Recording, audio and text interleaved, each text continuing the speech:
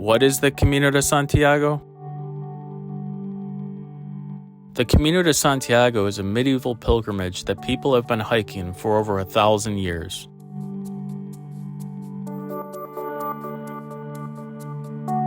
There are 7 well-established Camino routes throughout Europe.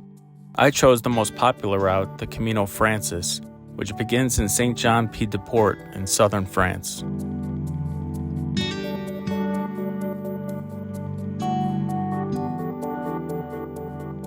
At St. James Gate, let's let the journey begin. This is a 545-mile journey to the coast, and day 1 is the hardest. After leaving Saint-Jean-Pied-de-Port, the Camino steadily climbs for the first 15 miles. It was a grueling climb, especially in the hot summer sun.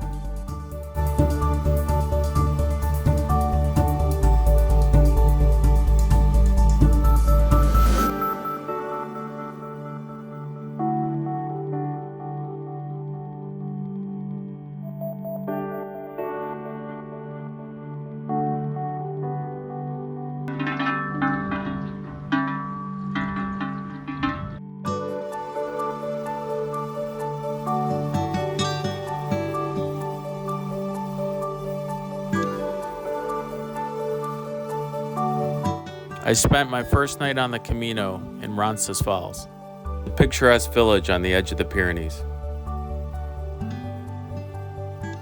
It's also the place where the famous General Roland died during the time of Charlemagne.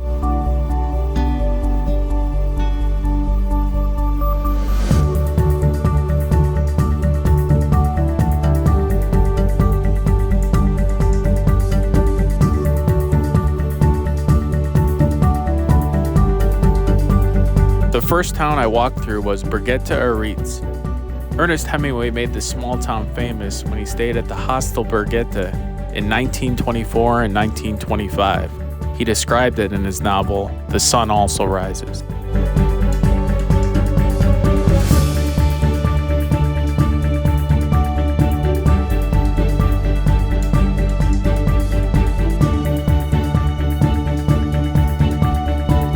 In the past, I've completed several long-distance through hikes.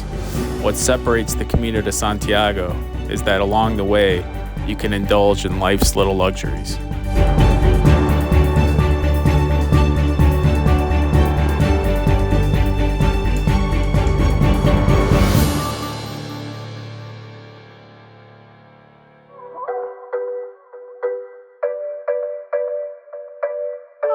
The third day was exciting because not only was I walking through amazing towns and villages, but later that day, I'd be meeting up with my wife in Pamplona for the festival of San Fermin.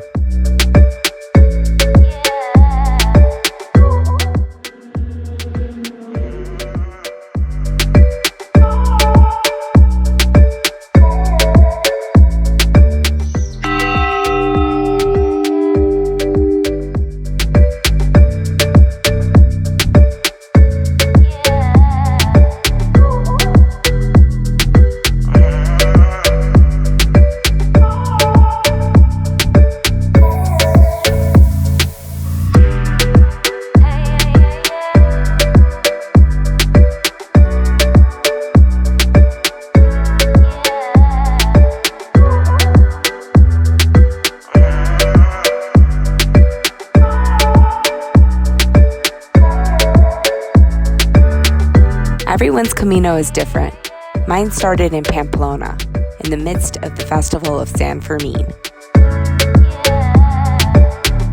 Most hikers avoid San Fermin like the plague. We decided to embrace the festivities.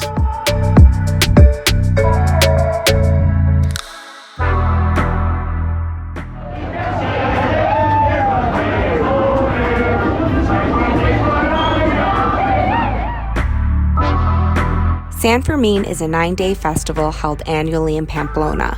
It is best known for the encierro, or the running of the bulls.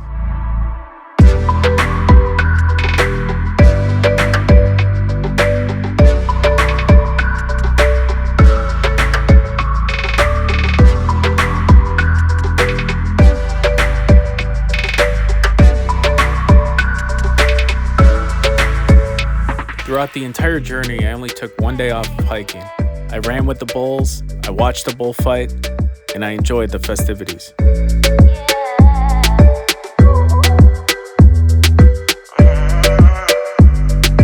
Pinkstos are bite-sized snacks. They are a great way to explore the region's cuisine. Tapas bars line the streets of Pamplona and each offers a signature dish. Restaurant Paseri Beri, for example, is known for the bumbeja.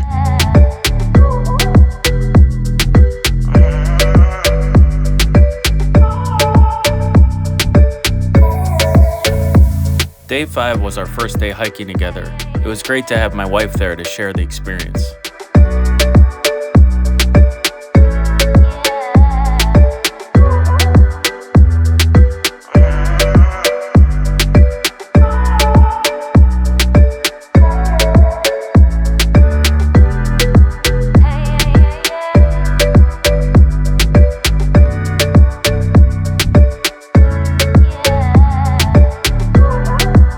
My first climb on my journey was to the Alto de Perdón, or the Hill of Forgiveness.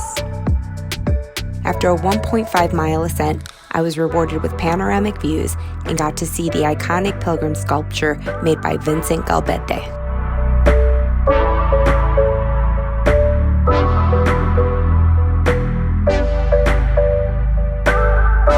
All Camino guides advise against hiking during July and August due to extreme heat. Leave it to us to hike in a record-breaking heat wave.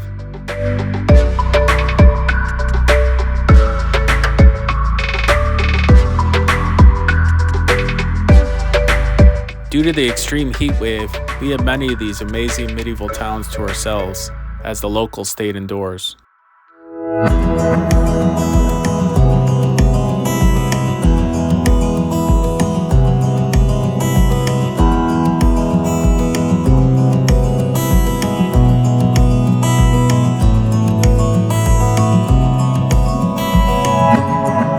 A fun fact about Puente la Reina, or the Queen's Bridge, is that it was chosen to represent the Romanesque period on the 10-euro banknote.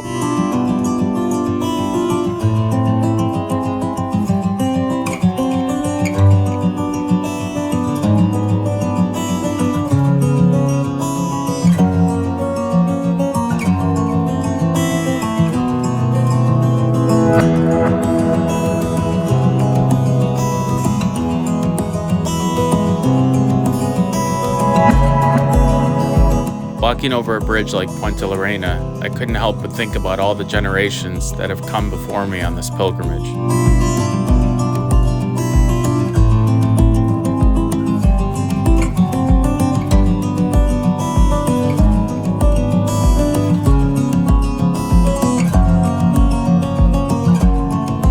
Every town along this stretch was incredible. Had it not been for the Camino de Santiago, I most likely would have never experienced these historically preserved towns.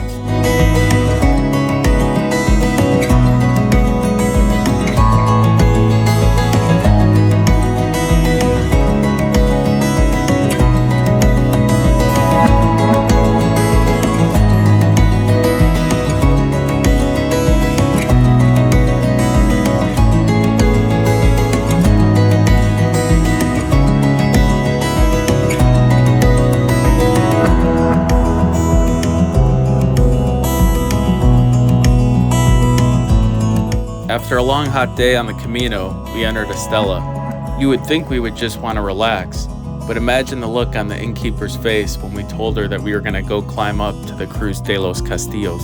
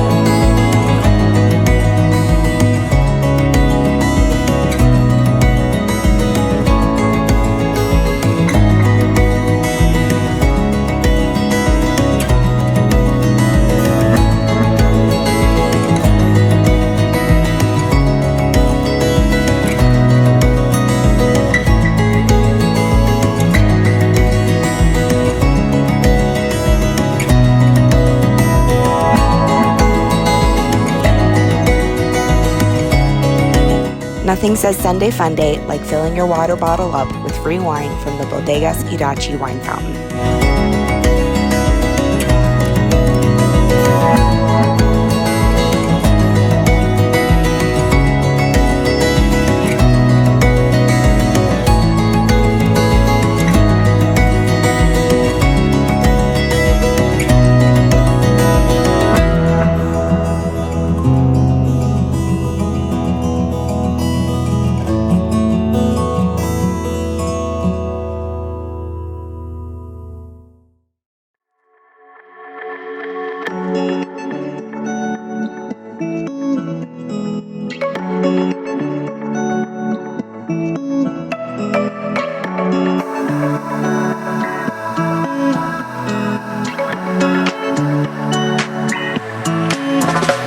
It's not practical for everybody to take a month off. Not everybody has the ability to hike long stretches. All the municipalities offer public bus transfer throughout the Camino. I, for one, took advantage of those services so I could be able to participate in the Camino to some extent. Not all bus routes are user-friendly. Not all bus stops are easy to find. If you have any questions about the public transport system, let us know in the comments below.